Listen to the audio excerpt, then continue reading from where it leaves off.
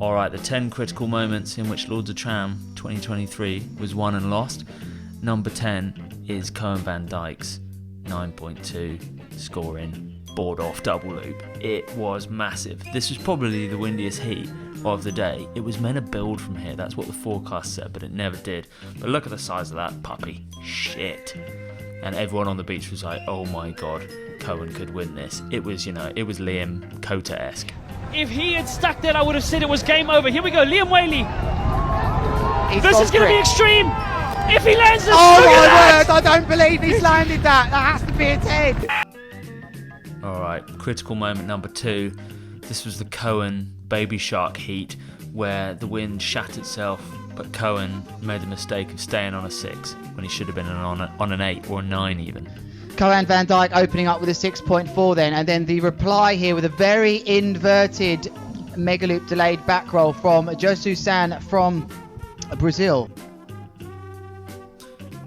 Cohen wasn't the only one to fall into this trap though. Heel also did as well against Jamie Overbeek. Jamie just going on his 7 that's more like an 8 and just going so high, whilst Hill was trying to look for double performance on his 7 when he should have probably been on a 9. And that's what gets the adrenaline going. And here you see a very beautiful move. Is he sticking it? Yes, he's got it! What a move from Jose San. Alright, number 8, Justine Avril's double loop attempt. So she's up against Mika, who's dominating the heat. Look at those scores. She only needs one more decent one that's in the bag. So she was right to go for this, but look at the landing. Oh, shit. How she was alright from that, I don't really...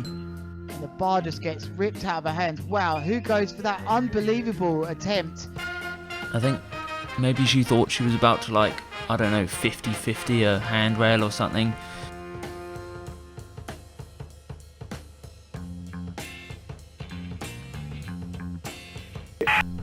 Probably the biggest move of the whole competition in the women's was Angelique Bouyol on day 1. So Zara was having an unreal heat. She kept doing these late backs and boogies with so much kite slack that the judges were loving. And then Angelique Bouyol thought, no, this is my home turf, fuck that. I'm going to do a massive board off.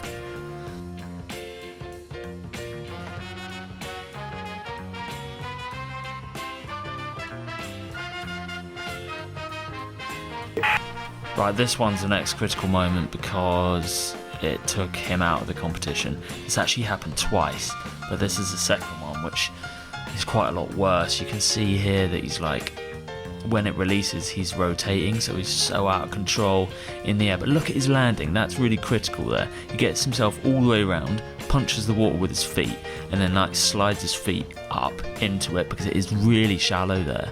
So perfect damage limitation from Lorenzo Casati, but yeah, it was a shame to see him go out of the competition like that. Right, next up is Andreas. Well, I don't really need to explain it, but yeah, he goes 235 meters here. Well, and here he goes, he's really... This is getting silly. What? What's going on? He's stuck to a helicopter. Yeah, he has to be stuck to a helicopter. This is it's ridiculous. So he's still going. 200 meters. 200 meters, he loves it. Oh my word. Replay. Right, can I get a replay? Here we go. So back roll, contra loop. There's the third one there. He could have done a fourth, but maybe he thought, that's a bit too much, the fourth. Actually, I'll just keep it on for a bit. Tasteful, very tasteful. Right, here's the triple loop attempt. You all knew that was going to be in here. There it goes round once. There's a second one. He doesn't have the time, but he still goes for it, and it's horrible.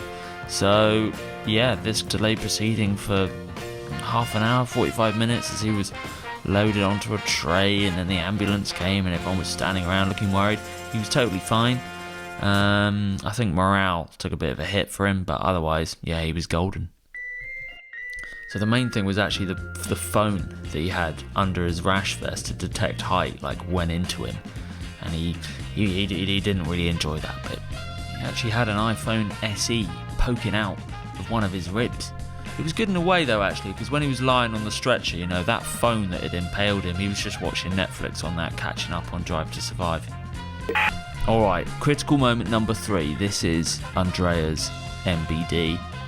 It is a double loop late back board off that Lorenzo had called the Scorpion loop. Whether that's going to stick or not, we don't know. But yeah, that was kind of quite an ominous display from Andrea early on. This is the women's semi-final. Francesca Maini, who's known for just not giving a shit, just going large. Turn the volume up and listen to this next bit. You can hear her shouting as she gets the yank from hell.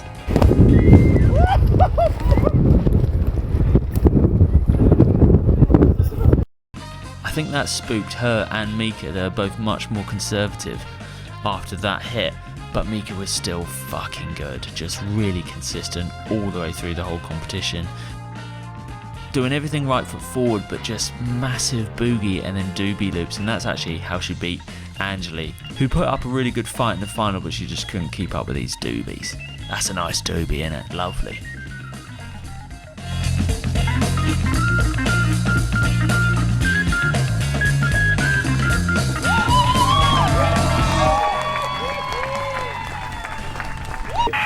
Right, Liam and Andrea in the final. They both start on 8s because the wind was a little bit light.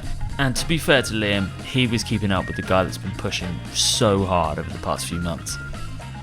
This is the critical moment that won him it. It's the time that he chose to go on the 6. There's nothing, if he looks upwind, there's nothing to show that the wind's about to crank and that he would benefit from the 6. But he just feels it in his bones. He goes back in, gets the 6, comes out, nails some doubles.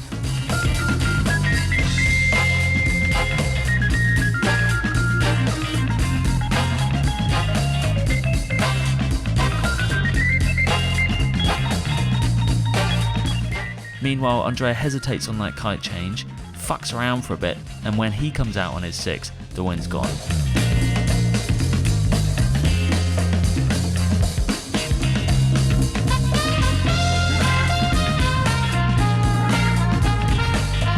Liam maximises opportunities, takes the win, Booyakasha.